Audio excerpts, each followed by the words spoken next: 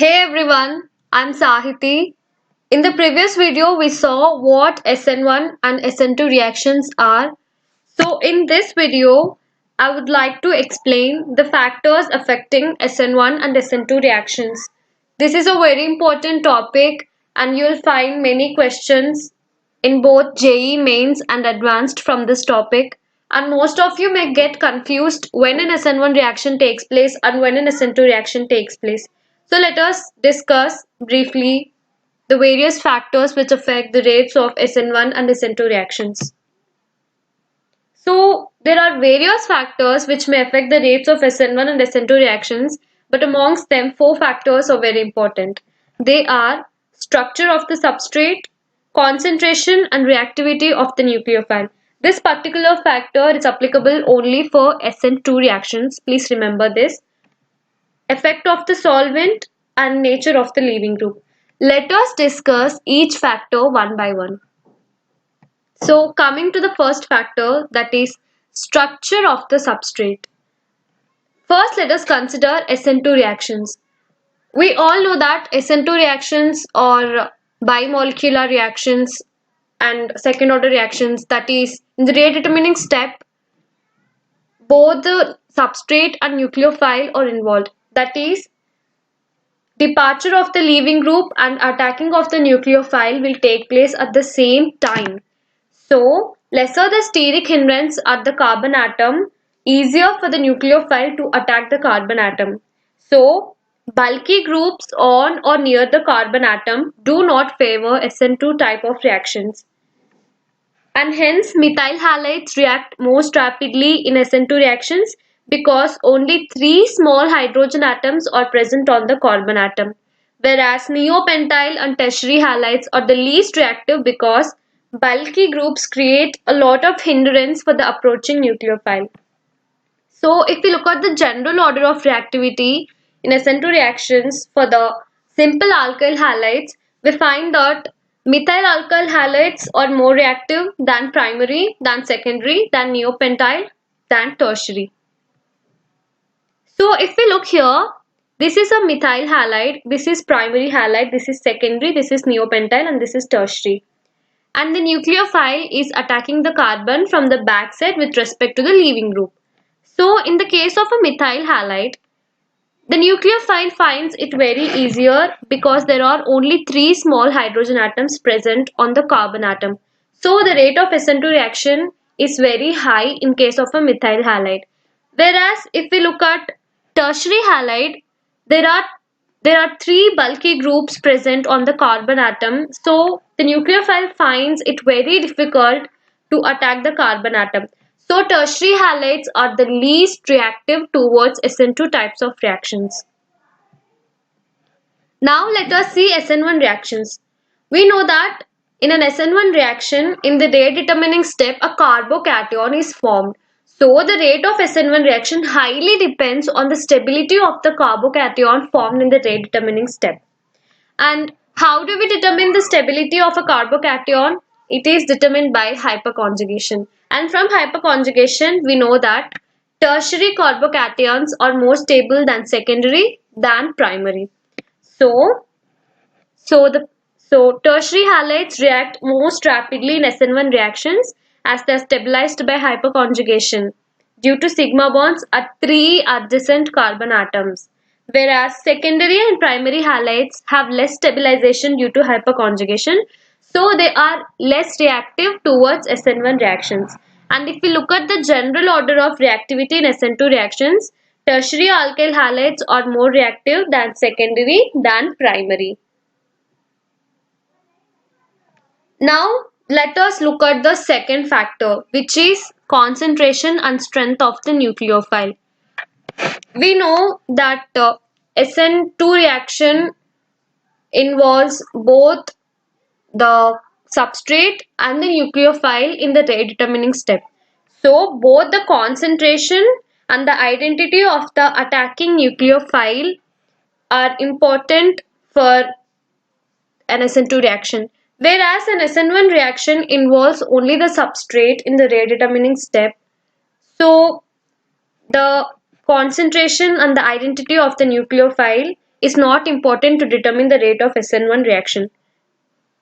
The rate of SN1 reaction is unaffected by either the concentration or the identity of the nucleophile, whereas the rate of an SN2 reaction highly depends on both the concentration and the identity of the attacking nucleophile. And before going deeper into the topic, let us first understand what is nucleophilicity and what is basicity. Nucleophilicity is nothing but the relative strength of a nucleophile in attacking any atom other than hydrogen, and it is usually carbon, is called as its nucleophilicity. The relative strength of a nucleophile in attacking any atom other than hydrogen, and it is measured in terms of the relative rate of its SN2 reaction with a given substrate. And what is basicity? Basicity is the affinity of a molecule towards a proton, and it is measured in terms of pKa. So the relative strengths of nucleophiles can be correlated with three structural features. So the first structural feature is a negatively charged nucleophile is always a more reactive nucleophile than its conjugate acid. So let us take an example. Here we have methanol and its conjugate base. So methanol, when reacts with methyl iodide, the reaction is very slow. The substitution reaction is very slow. Whereas if we take its conjugate base, the reaction is very rapid. So a negatively charged nucleophile is always more reactive. Now let us look at the second structural feature. If we have some compounds with the same nucleophilic atom, if we have a group of nucleophiles in which the nucleophilic atom is the same, the nucleophilicity increases with increasing basicity. This is very important. Let us take an example. Let us consider oxygen compounds like alkoxide, hydroxide, etc., etc. This is basically the order of basicity. Alkoxide ion has more basicity than hydroxide ion and so on. And since in all these atoms the nucleophilic atom is same, that is oxygen, the nucleophilicity will also follow the order of basicity. And when the nucleophilic atoms are different, nucleophilicities may not increase with increasing basicities. So these are the three structural features. And now let us look at the third factor which affects the rates of SN1 and SN2 reactions. That is the effect of solvent. Solvent effects in SN1 and SN2 reactions. So basically solvents are of two types. They are polar solvents and non-polar solvents. Polar solvents are again of two types, polar protic solvents and polar aprotic solvents. SN1 reactions are favored by polar protic solvents, whereas SN2 reactions are favored by polar aprotic solvents. Let us see why. A protic solvent is the one which has at least one hydrogen atom which is capable of participating in a hydrogen bond. So the examples are H2O, ETOH and MEOH, water, ethanol, methanol are the simple examples for polar protic solvents. These polar protic solvents facilitate formation of carbocation. We know that in SN1 reactions a carbocation will be formed in the rate determining step. So these solvents facilitate the formation of carbocation by forming hydrogen bonds with the leaving group. So if we take an example here, chlorine is the leaving group. And what does this water do? It forms hydrogen bonds with the chlorine atom so that it becomes easy for it to depart. And hence the carbocation intermediate will be very stable. So let us see here, hydrogen bonding with the substrate. See, the water molecules are forming hydrogen bonds with the chlorine atom, and this is departure of the leaving group is assisted by hydrogen bonding in the transition state. This is the transition state. Here the bond is breaking between carbon and chlorine, and this became very easy due to the hydrogen bondings. And now a carbocation intermediate has been formed, and this leaving group is solvated by the water molecules. So polar protic solvents definitely increase the rate of SN1 reactions. And the rough indication for a solvent's polarity is its dielectric constant. As the dielectric constant increases, the polarity of the solvent also increases. Here is the table which shows the dielectric constant of different solvents. We see that the dielectric constant of water is very high. But water is most effective solvent for promoting ionization since it has a very high dielectric constant, but most organic compounds do not dissolve appreciably in water. Yes, we can use water in SN1 reactions because it has very high dielectric constant, so the rate of reaction will be very high definitely. But the problem is most organic compounds do not dissolve in water. So what we often do is we mix water, methanol, and we mix ethanol and water. So we use mixed solvents like methanol and water, ethanol and water to increase the rate of SN1 reaction. So remember, SN1 reactions are highly favored in polar protic solvents. And now let us look at polar aprotic solvents. And polar aprotic solvent doesn't have hydrogen atoms that are capable of hydrogen bonding.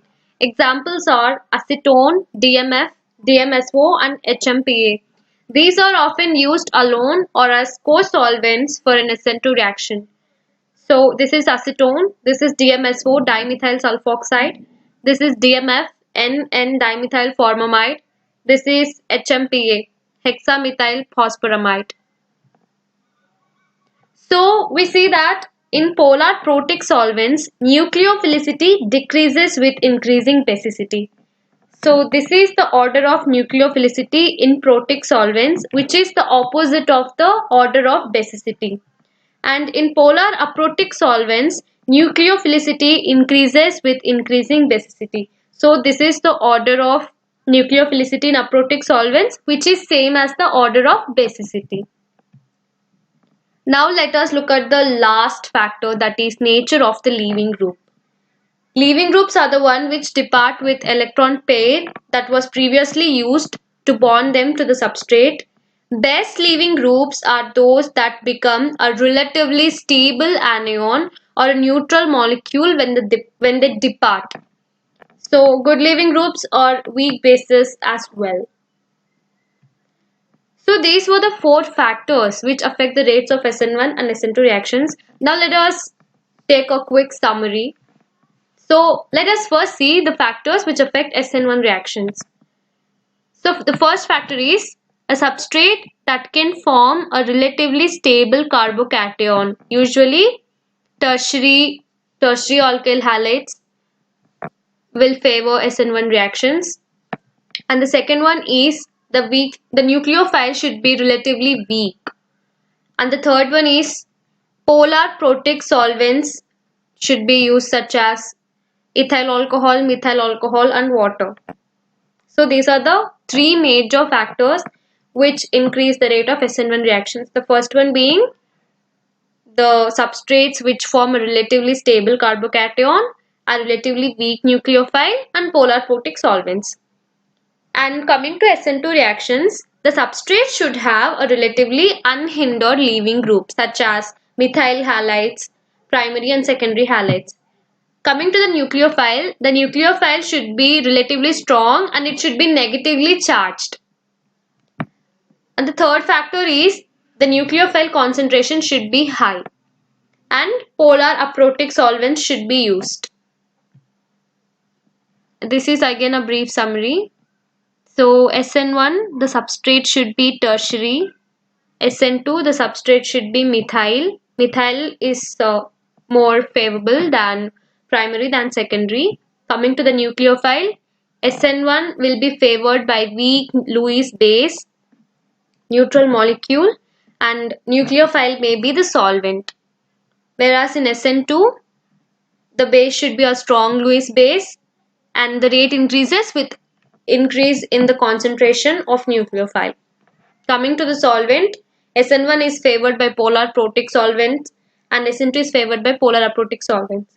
And coming to the leaving group, for both SN1 and SN2, the weaker the base after the group departs, the better the leaving group. So this was about the factors which affect SN1 and SN2 reactions. In the next video, we'll see what are electrophilic reactions, and in the next video, we'll see when substitution reactions will be favored and when electrophilic reactions will be favored. Thank you.